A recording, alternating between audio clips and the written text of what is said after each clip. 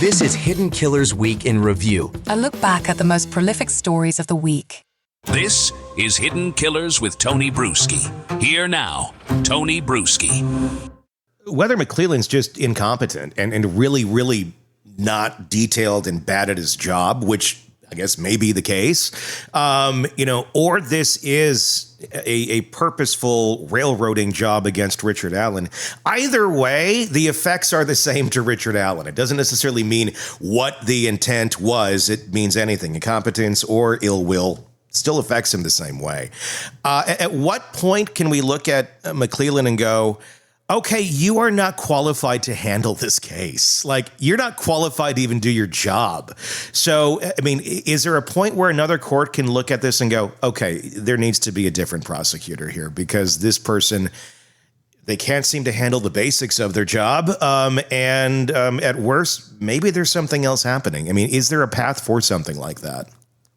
You know, regardless of how egregious some errors may have been, the entity that gets to decide which prosecutor is on a case, by and large, is the prosecutor's office. Yeah. And so a judge typically can't say, hey, you screwed this up royally. Your chief should be smart and put someone else on. I guess they could say that. But they can't force a new prosecutor on the case. Sometimes there are motions to disqualify, but those are usually where there's some kind of actual legal conflict as opposed to just alleged misconduct. Yeah, it's typically just a decision the prosecutor's office would have to make. If they're smart and if they're prudent and if they're fair, I think they could consider somebody else. So give me an insight here as to where McClelland is on the prosecutor's office. It does, especially when an entity investigates itself and has to make these choices, it's not usually always the best choices that are made. So is there other people in this prosecutor's office that could say, hey, Nick, maybe go take a trip to Dollywood this weekend. Here's some tickets. In fact, stay there for the next year. Go have fun. It's a lovely place. Try the chicken. And we're going to get somebody else in here to do this. What is that process like if it were to be explored? And do you think there's a chance in hell it would be explored in this case? They could, and in my impression, they should. This kind of thing happens regularly in prosecutors' offices, including in the one where I worked, where, sometimes a prosecutor is just not the best fit for a case for various reasons. It could be they screwed the case up. It could be they got too personally attached to the case.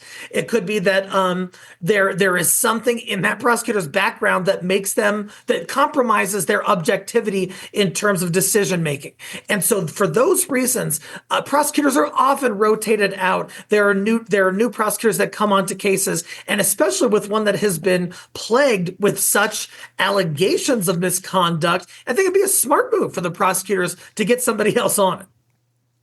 We know that they are now appealing the conviction officially. Those files have just been filed.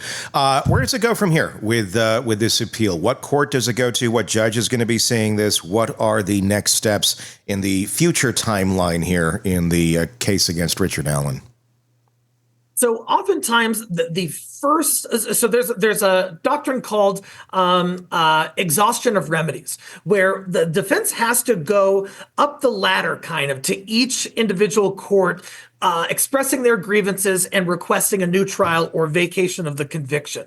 Typically, that starts with Judge Gold with a motion to reconsider. We might be past that. I'm not entirely sure. Mm-hmm. But the next stage would be the appellate court. So the state appellate court there, and then the state Supreme Court, if the appellate court does not reverse the conviction. From there are also habeas corpus petitions that can be filed in federal court. So like I said, there are a number of layers of review, and hopefully one of them is going to get this right.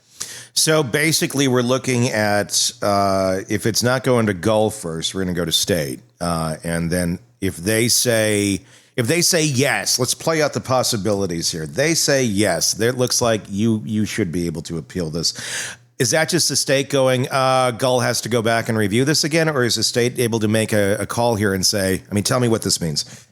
Yeah, certainly. The appellate court at the state level that is above Judge Gold, they could review this and say, "Hey, look, I think there was a Brady violation, and I think a new trial is warranted." That would be the most likely remedy. A complete dismissal from an appellate court is much more rare. So, if there was a new trial, then it would go down, but it would usually go back to Judge Gold, even if she was the one who made the alleged errors. That the court found as grounds, or at least partial grounds, for reversal. So it goes back kind of to the drawing board. Now it could be given to a different judge at Judge Gold's level as well. Does that seem like insanity? I mean, you're giving it back to the same people. I mean, especially if there is violations that were like clearly, in violation of the actual defense that seem to have some sort of malice to it, to go, okay, just try this again. Let's hope you have a different opinion this time. Is this a big flaw in our system where maybe that should be a little ironed out better? I think there are several flaws like that. Yeah. Another similar one is where a trial happens and a defendant is convicted and they believe that the judge made a bunch of errors at trial. They have to file, usually in most jurisdictions, a motion to reconsider or something. They style it differently in different places, but they have to go back to that same judge and be like, "Hey, we think you screwed up on X, Y, and Z. Do you agree with us?" 9 times out of the 10, the judge is like, "No, I was right," and so it just seems like kind of a silly exercise. Like, follow the yellow brick road. Oh, look, it's Mr. Oz again. Oh, surprised to see you here. Okay, so that state. Let's say the state says, "No, we think this all worked out lovely." You go to the state Supreme Court. What's the options from there? Totally. So state Supreme Court would be above the appellate court level, but still at the state level. And they would review it just the same. And so you get kind of another bite at the apple in that sense if you're defense and the appellate court ruled against you. The state Supreme Court could absolutely impose a new trial that the state Supreme Court could dismiss the charges. Like I said, those are pretty darn rare. But if the state Supreme Court orders a new trial, well, we're going back down to the trial level, and that's likely Judge Gold. Back to Oz.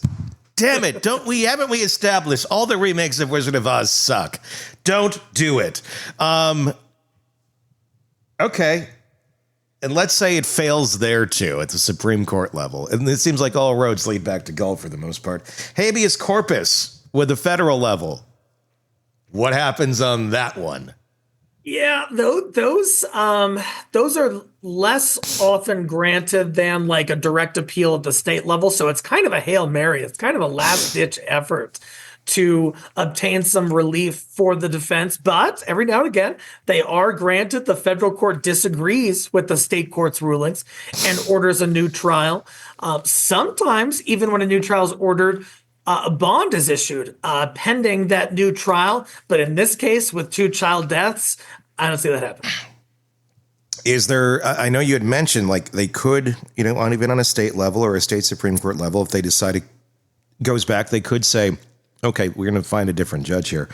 But if they don't, I mean, is there any like direct path that they have to get this in a different atmosphere other than Gull World? Yeah. So if defense got a new trial, they could file like a motion to recuse Judge Gull, essentially just arguing the grounds that, hey, Judge Gull was the reason for some of these errors and exhibited, in defense's opinion, substantial bias against the defense. And even if that motion is not meritorious, sometimes it's enough for a judge to be like, hey, I don't agree with any of this and I don't think any of this is right, but to avoid the appearance of impropriety, I'll give it to someone else. That's a possibility too. It's the problem is the person who decides that is Gull, right? Yeah. Again, hey, we're going to say all these things that we don't think are right about you. Will you admit to it? No. Okay. Yeah. Thank you. Okay, where do you think, in your opinion, after you've been watching this case with all of us for a long time now, where do you think this should go, and where do you think this will go? That may be 2 different questions. I think an appellate court reviewing, a state appellate court reviewing the appeal, especially on the Brady violation argument, that has real traction, and that often results in reversals. And here, in talking about whether it's important, well, it shows a potential alternative suspect for whom there is other corroborating evidence that they might be guilty. And on top of that, it should have been turned over, couldn't have been used by defense in the first drugs. They didn't have it.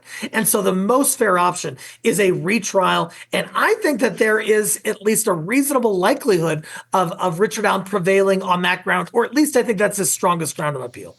But if we do get back to Gull, the admission of evidence in here, the admission of third-party culprits, all of these things that were denied on failed round one, what's the incentive to allow it in this time? I mean, is there any reason to think that Gull would, if it does go back to her, that she'd be like, okay, let's let that in this round?